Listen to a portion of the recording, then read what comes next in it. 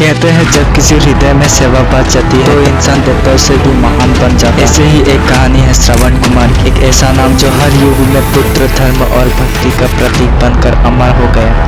बहुत पुरानी बात है, एक छोटे से गांव में श्रवण कुमार नाम का एक युवक रहता था। उसका माता पिता बहुत वृद्ध थे, आंखों से देख नहीं सकते, शरीर से कमजोर हो चुके थे, लेकिन उनके जीवन का सहारा था एकमात्र पुत्र श्रवण। वो सिर्फ बेटा नहीं था, वो अपने माता पिता की आंखें था, उनका सहारा था, उनका संसार था।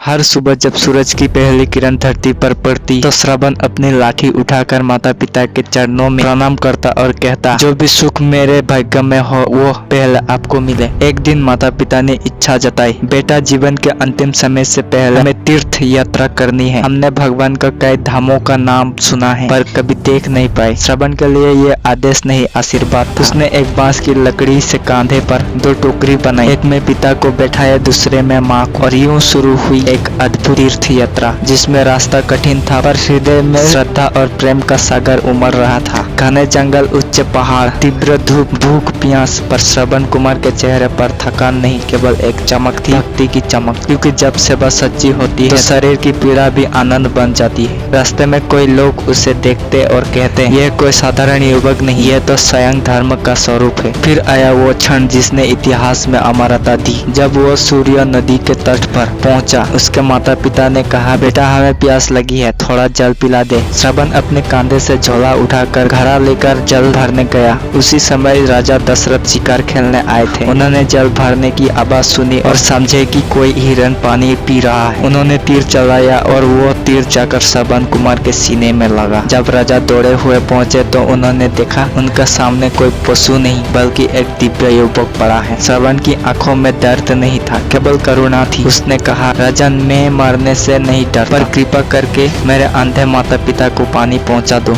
वो प्रतीक्षा कर रहे हैं। राजा दशरथ का हृदय कांप उठा। उन्होंने जाकर वो जल वृद्ध माता पिता को दिया। जब उन्होंने ये जाना कि उनका पुत्र अब जीवित नहीं रहा, उन्होंने भी उसी क्षण प्राण त्याग दिए। श्रवण कुमार की कहानी यही समाप्त नहीं होती, वो एक आध्यात्मिक प्रतीक बन जाती है। यह कहानी हमें सिखाती है कि भक्ति केवल मंदिरों में नहीं होती, वो अपने माता पिता की सेवा में भी होती है। श्रवण ने हमें यह दिखाया कि भगवान को पाने का सबसे सच्चा मार्ग कर्तव्य और प्रेम का मार्ग है। आज जब संसार में लोग सुख और सुविधा की दौड़ में व्यस्त हैं, तब श्रवण कुमार की स्मृति हमें यह याद दिलाती है, जो अपने माता पिता की सेवा करते हैं वो साक्षात भगवान की पूजा करते हैं। श्रवण कुमार का जीवन एक संदेश है, सेवा में शक्ति है और सच्चे धर्म वही है जो दूसरे के लिए समर्पण सिखाए।